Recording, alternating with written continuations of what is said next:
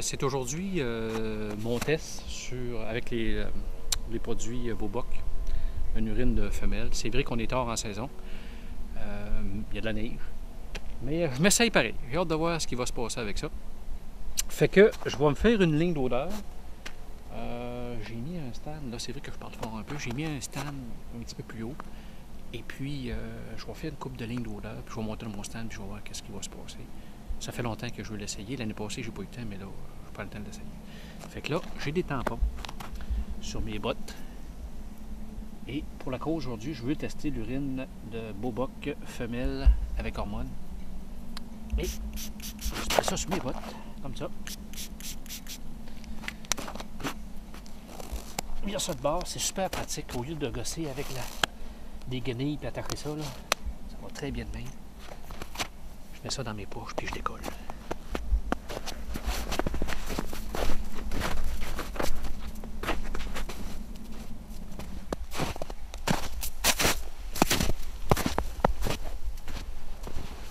Je suis rentré en contact l'année passée avec un monsieur très gentil, monsieur André Boulay de Cap Saint-Ignace.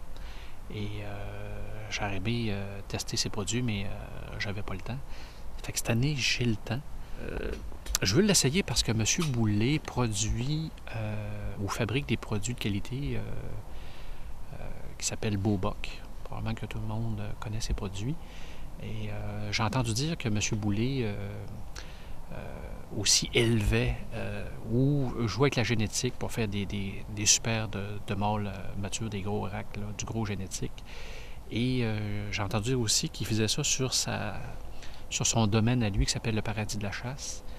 Et il faisait de l'insémination artificielle, puis il jouait avec son génétique. Fait que l'urine qui sort de là, semble-t-il, qu'elle est excellente. Fait que l'année passée, j'ai pas eu le temps de la tester, mais cette année, là, j'ai le temps. C'est vrai que c'est tard en saison, un peu. La saison est finie. Il y a de la neige. Mais je veux juste voir la réaction des bocs aux alentours, s'il y en a. Fait que là, j'ai mis de l'odeur un peu partout. J'ai fait des traînées d'odeur, ici et là. Mais là, ça fait 2 heures que je tite, puis il se passe rien. Je sais pas ce qui se passe. Pour moi, son urine fonctionne pas bien. Pas mal dessus.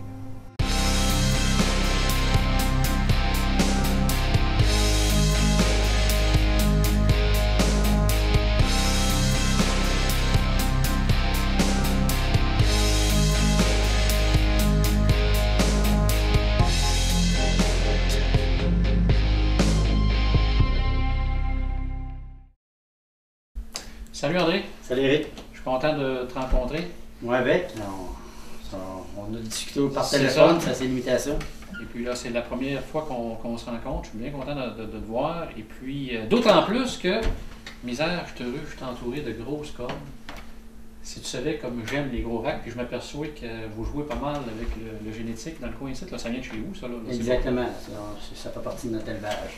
De ton rêve d'éleveur, parce que je pense que ça fait longtemps que vous avez ça. C'est un rêve d'éleveur, un rêve d'enfance. On était des maniaques de chasse, puis pour s'amuser d'un chevreuil à l'année, ben, on a décidé de starter une ferme. OK. On a commencé avec 3 serres de Virginie, puis présentement on a un élevage de 150 bêtes.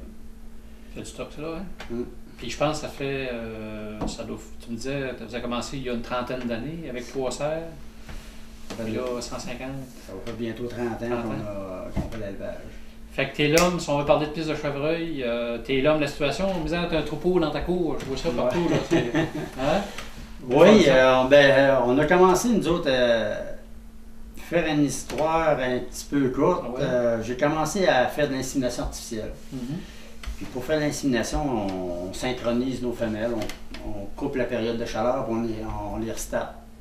Puis pour ce qui est de l'urine, ben, j'ai un de mes chums qui me disait « André, viens à chasse avec nous autres. » ça. Puis il voulait qu'on y aille en Ontario. Okay. Dans le temps, on avait le droit à l'urine naturelle en Ontario. Okay. Ben, j'ai dit, si je vais avec toi, je vais avoir de quoi pour tu vas tester tes urines. Je n'avais pas commencé encore. Okay. Fait que là, on a commencé à partir de là, on a fait des tests, c'était très concluant.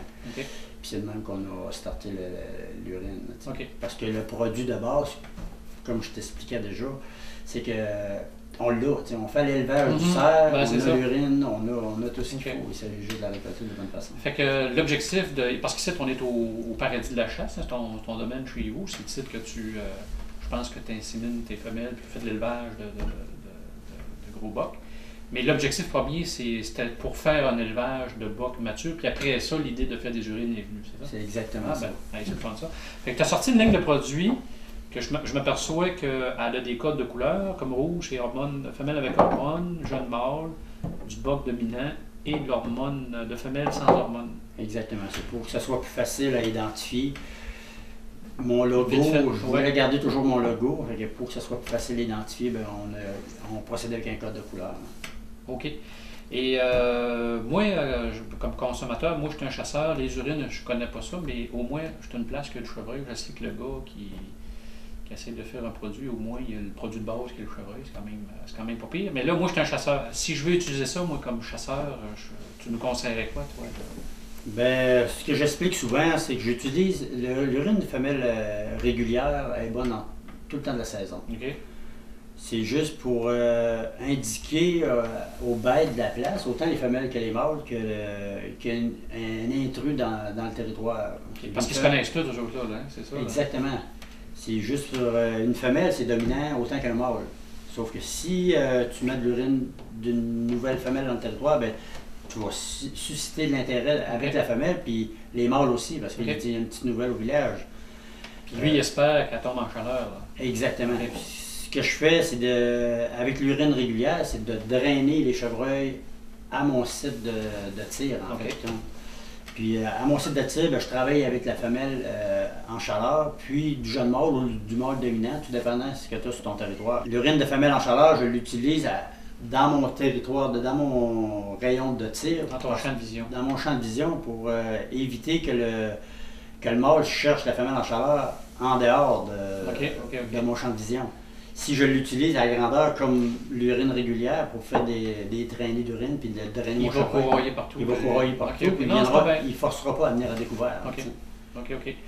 Jeune mâle, je pense que tu adaptes ça, tu travailles avec ça en association avec soit un ou l'autre, mais oui. Je pense que tu travailles plus avec une femelle sans hormones, jeune mâle.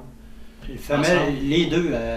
Dans les deux cas, je vais traîner, faire des traînées d'urine avec femelle régulière, puis du jeune mâle pour montrer, bon, il y a un petit nouveau aussi dans le coin, puis il est avec une femelle. Le mâle de la place, il n'aimera pas ça. Là, puis à mon site de tir, je vais travailler avec hormones plus le mâle, jeune mâle, mâle dominant, tout dépendant de la chasse que le gars veut faire. André, à quoi on doit s'attendre d'une bonne urine? Ça veut dire que si je mets du mâle dominant qui va nous apparaître une affaire de même ou une affaire de même d'en face à toutes les fois qu'on va en mettre, c'est quoi on doit s'attendre d'une bonne urine?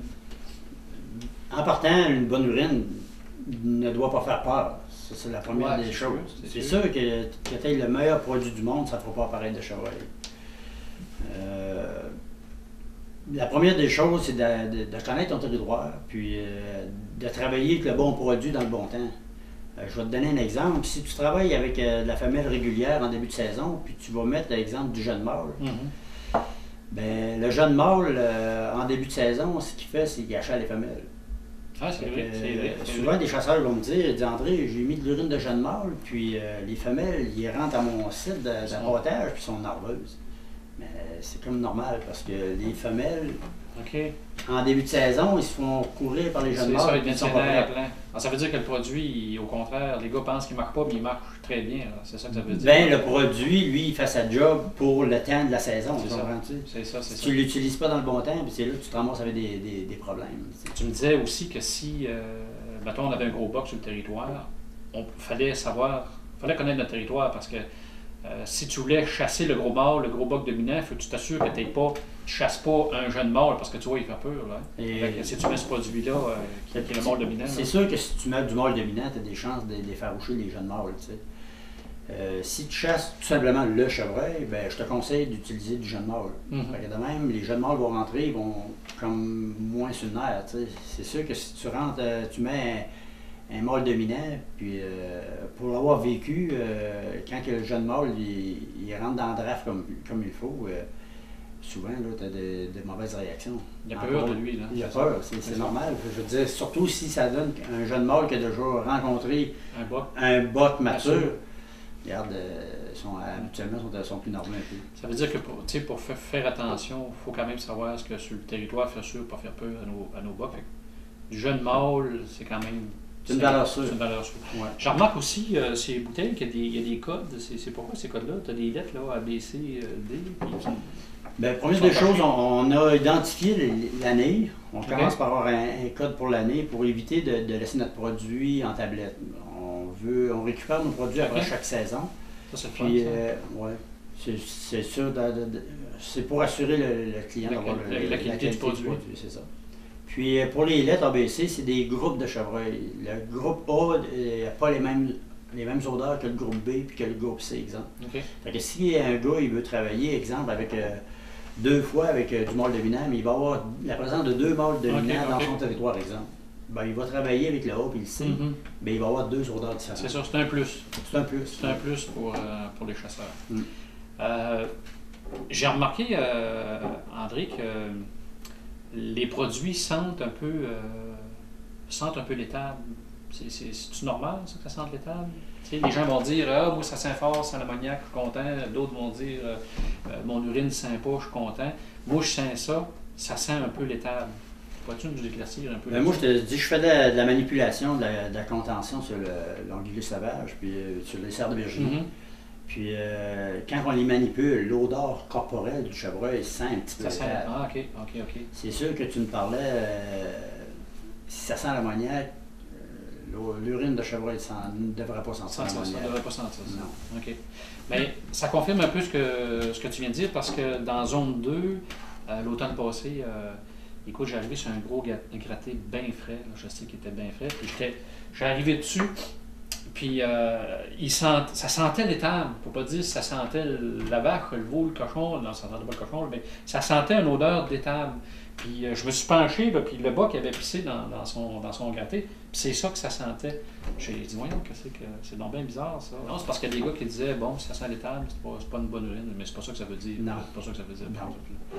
Eh bien, écoute, ça a fait pas mal le tour.